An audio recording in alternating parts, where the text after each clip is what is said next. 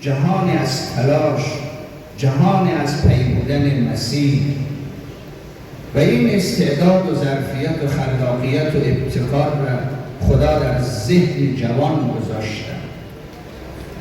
جوان بهسود دایمرداد سرچشمه و جلویز اگر امروز در عرصه کنکور نمره آورده موفق شده و از فردا وارد دانشگاه و کهن‌دون میشن، این را بدانه که اگر هدفمند وارد شود، با انگیزه وارد شود، خلاقیت و استعداد و ظرفیت را به کار بیاندازه، خودش یک جهان است و میتواند جهان باشد.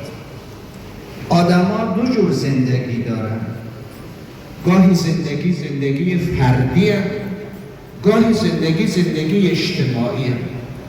در زندگی فردی زندگی متعلق به خود انسانه. عزت انسان مال خودش، از ذلتش مال خودش. ولی گاهی زندگی فردیه، اجتماعیه. ببخشید، در زندگی اجتماعی وقتی که وارد میشیم متعلق به خودش نیست.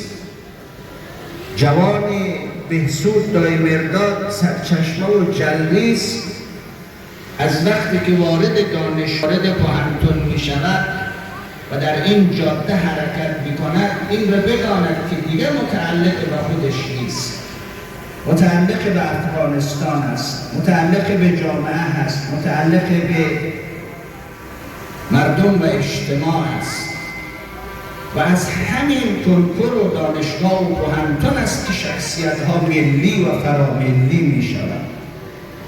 سید جمال الدین افغانی یک زمانی جوان بوده، مثل ما جوان بوده، مثل شماها جوان بوده. از جوانی میرسد به اون جایی که یک شخصیت فراملی میشه.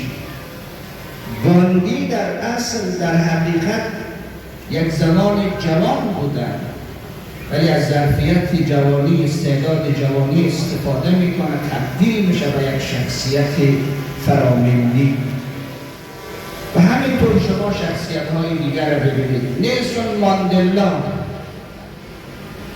جوان بوده، یک زمانی در دانشگاه و کنکور در دانشگاه و کهن‌دون درس خواندن، ولی با عزم راسخ، با تلاش، با پیمودن مسیر تبدیل میشه به یک شخصیت فراملی.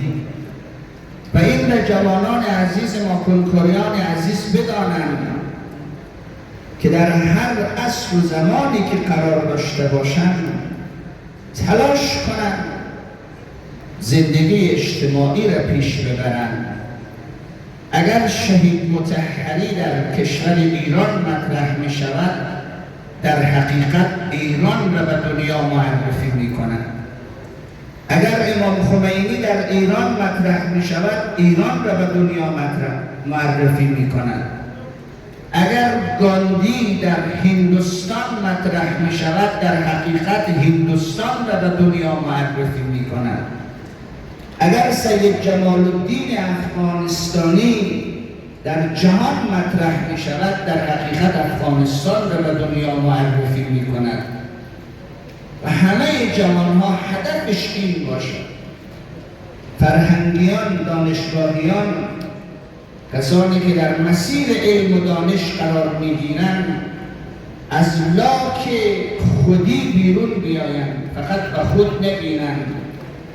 مسئولیت کسانی که از کنکور فارغ شدند و موفقیت رسیدند و در مسیر و جاده علم و دانش حرکت میکنند بسیار خطیر و سنگین است. از همین لحظه شما جوانان عزیز به این تصور برسید که یک زمانی افغانستان را تک تک شما به دنیا معرفی کنید. یک زمان شما میشوید گاندی، شما میشوید نیلسون ماندلا، شما میشوید شهید مطهری، شما میشوید سید جمال الدین افغانی. چون استعداد جوان، ظرفیت جوان خودش یک جهان است. به این فکر نکنید که 4 سال دانشگاه را تمام کنید و در یک جای استخدام شوید، یک معاش بگیرید، زندگی شبانه روزی خود را سر کنید. نه، شما دنیای از استعدادی، دنیای از خلاقیت و ابتکاری، جوانی یعنی جهانی.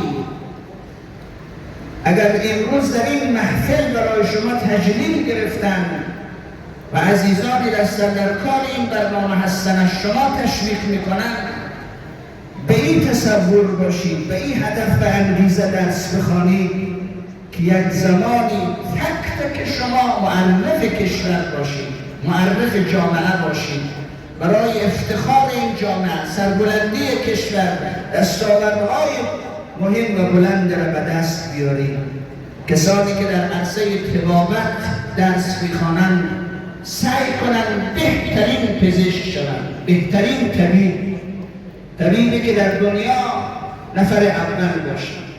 کسانی که در عرصه انجینیری هست، در عرصه حقوق هست، در علوم سیاسی هست، در عرصه تجارت هست، سعی کنند بهترین ها باشند. بهترین تاجر ملی از بهسود دایمرداد سرچشمه و جلریز، بهترین طبیب و پزشک از کنکوریان بهسود دایمرداد سرچشمه و جلریز، بهترین حقوقدان از بهسود دایمرداد سرچشمه، بهترین انجینیر از همین خطه و سر مرزبون.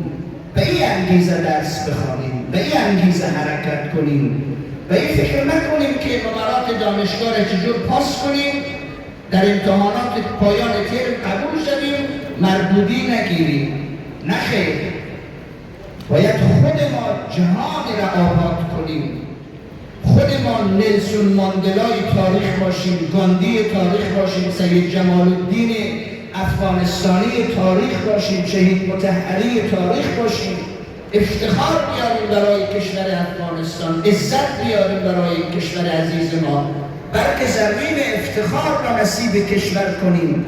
در هر عرصه‌ای که وارد می‌شویم با موفقیت، با انگیزه عالی، با هدف عالی، فقط کنج حجره دانشگاه خلاصه نشیم، چون ما میتوانیم، ما ظرفیتش را داریم، استعدادش را داریم و این ثابت شده، تجربه نشان داده که جوانان عزیز ما بهترین استعدادها را دارند، بهترین ظرفیتها را دارند، بهترین خلاقیتها را دارند، در کمال محرومیت با کمترین امکانات درس میخوانند، درس خوانده، ترقی کرده، جلو رفته و باعث افتخار خانواده و جامعه گردیدن.